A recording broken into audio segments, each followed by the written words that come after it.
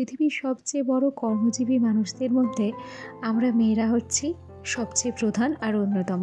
কেন কি বলতো, আমাদের সংসারের প্রতি দায়িত্ব আছে, কর্তব্য আছে। সংসার নামক চাকরিতে আমাদের না আছে ছুটি, না আছে বেতন, না আছে স্বার্থ, কোনো কিচ্ছু নেই। তার সত্ত্বেও বিনা স্বার্থে আমরা কিন্তু দিন রাত 24 ঘন্টা, রাত দিন 7 দিন এক করে এই সংসারটার পেছনে ঘেটেই চলেছি। এর পেছনে কি রয়েছে বলো তো? এর পেছনে রয়েছে হচ্ছে মায়া। আমরা মায়াতে পড়ে সংসারটাকে এতটা ভালোবেসে ফেলেছি, ছেড়ে যেতে আর মনে চায় না। যাকে চলো, অনেক গল্প, অনেক কথা হবে তোমাদের সঙ্গে। তার আগে নিজের পরিচয়টা দিয়ে নিই।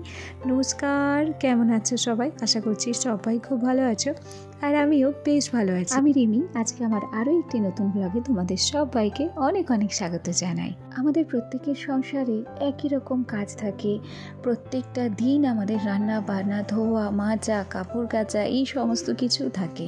তবু আমরা কখনো কিন্তু সংসারটার প্রতি বিরক্ত হই না। আসলে এই একই রকম একই ধরনের কাজ করতে করতে আমরা কিন্তু অভ্যস্ত হয়ে গেছি, তাই না? ঘুম থেকে উঠে বাসি কাজকর্মগুলো সারার পর সবজিগুলোকে ফ্রিজ থেকে বার করে নিয়েছি। গতকালকে আমাদের এখানে হাটবার ছিল, সেখান থেকে বর কিছু সবজি বাজার করে নিয়ে এসেছে, আর বলেও দিয়েছিল যে রিমি কালকে এগুলো রান্না করবে।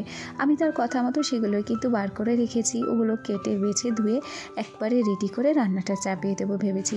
আসলে পুরুষ মানুষেরা যদি বলে দেয় যে তারা কি খাবে, তাহলে না আমাদের রান্না করতে বেশ ভালোও লাগে, আর রান্না করতে একটা আগ্রহ জাগে বলতে পারো।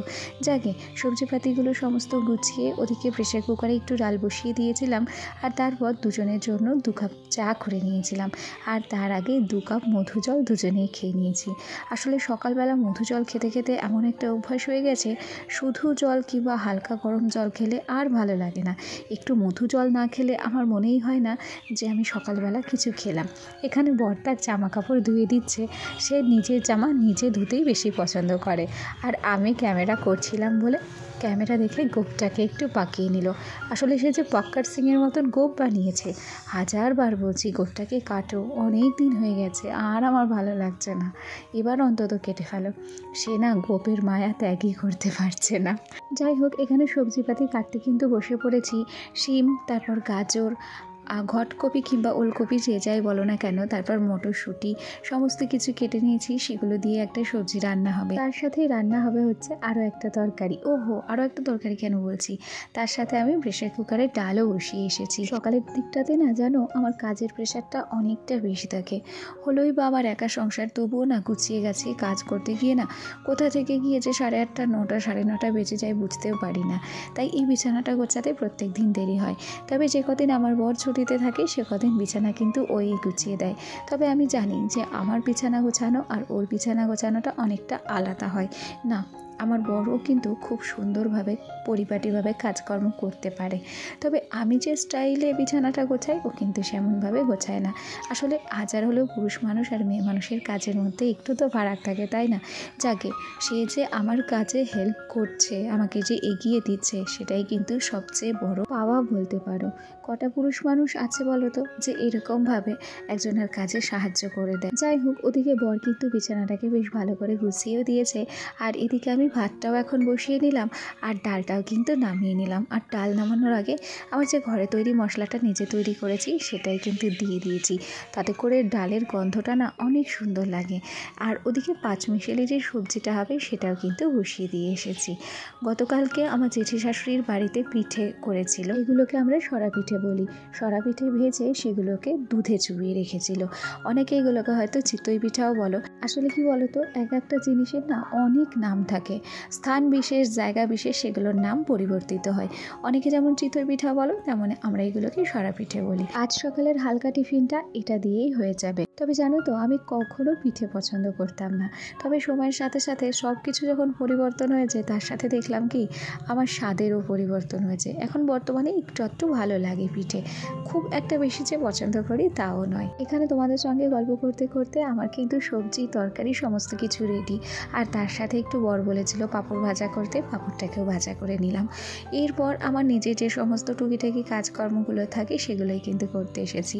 খাটটাকে এখন মুছে পরিষ্কার করে নিচ্ছি, কেন কি তোমরা তো দেখতেই পাচ্ছ যে পুরো খাটটা কিন্তু আমার ছেলে আঁকিবুকি করেই নষ্ট করে দিয়েছে।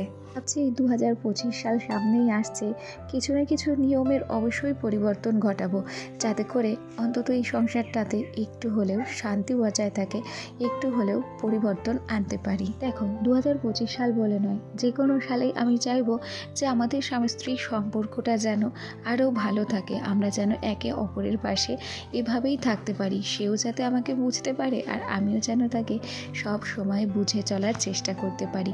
কোনো কারণে, কোনো ব্যাপারে কিংবা তৃতীয় কোনো ব্যক্তির কারণে আমাদের স্বামী স্ত্রীর সম্পর্কটা যেন নষ্ট না হয়, সেই চেষ্টাই করব। আমরা দেখতেই তো পেলে যে কত আনন্দের সাথে থালা বাসনগুলো ধুচ্ছিলাম, কারণ ও আমার পাশে ছিল আর আমাকে হাসানোর চেষ্টা করছিল। কথায় বলে যে বোবা তার কোনো শত্রু হয় না। তাই ভাবছি যে যা বলে বলুক, যতই ঝামেলা অশান্তি করার চেষ্টা করুক, যতক্ষণ পারবো ততক্ষণ মুখ বুঝেই থাকবো। তবে যে অন্যায়ের প্রতিবাদ করব না তা কিন্তু নয়, সেরকম হলে অন্যায়ের প্রতিবাদ অবশ্যই করব। আগে তোমাদের সঙ্গে গল্প করতে করতে থালা বাসনগুলো কিন্তু ধোয়া মাজা হয়ে গেছে, সেগুলোকে জল জড়াতে দিয়ে এই যে এখন ঘরের টুকিটাকি কাজকর্মগুলো করে নিচ্ছি। আমার আলনাটাকে আমি হালকা করে ডাস্টিং করে নিচ্ছি। দেখো, ফার্নিচারের দোকানে আমরা যখন যাই তখন প্রত্যেকটা ফার্নিচার দেখে আমাদের পছন্দ হয়। কেন পছন্দ হয় বলো তো? তারা প্রত্যেকটা দিন না ফার্নিচারের যত্ন করে। আর যদি ধুলো পড়া জং ধরা ফার্নিচার আমরা দেখি কোনো দোকানে, তাহলে কি আমাদের চোখে ধরবে না তো? ঘরটাও ঠিক একটা আমাদের কাছে মন্দিরের সমান, আর সেখানে এই সমস্ত ফার্নিচারগুলো আমরা যদি গুছিয়ে গাছিয়ে সুন্দর করে না রাখতে পারি, তাহলে অন্য যখন মানুষ আসবে তারা কি এই জিনিসটাকে কিংবা ঘরটাকে অতটা পছন্দ করবে না। তাই ভাবছি আমার এই টিনের ঘরটা যতই পুরানো হোক, নতুন সাল যখন আসছে তখন সব কিছুই নতুনভাবে শুরু করব। যাই হোক, তোমাদের সঙ্গে গল্প করতে করতে এই যে দেখো, আমার টিনের যে দরজাটা ছিল সেটাকেও কিন্তু আমি সুন্দর করে পরিষ্কার করে নিচ্ছি। আসলে আগে আমি কিন্তু প্রায়ই সুন্দর করে পরিষ্কার করে নিতাম এই দরজাটা, তবে এখন যেহেতু ছোটোবেলা, সময় হাতে অনেকটা কম থাকে, তাই হয়তো এই সমস্ত কাজ করে সারতে পারি না। তবে 25শে ডিসেম্বরের পর থেকে বেলা তো একটু একটু করে বাড়তে শুরুই করেছে, এখন অবশ্য সময়ের অভাব হবে না। তাই ভাবছি প্রত্যেকটা কাজ আমি কিন্তু গুছিয়ে বাগিয়ে করার চেষ্টা করব, আর তার সাথে সাথে অনেক কিছু নিয়মকানুনও মেনে চলার চেষ্টা করব। দেখা যাক কতদূর কী হয়।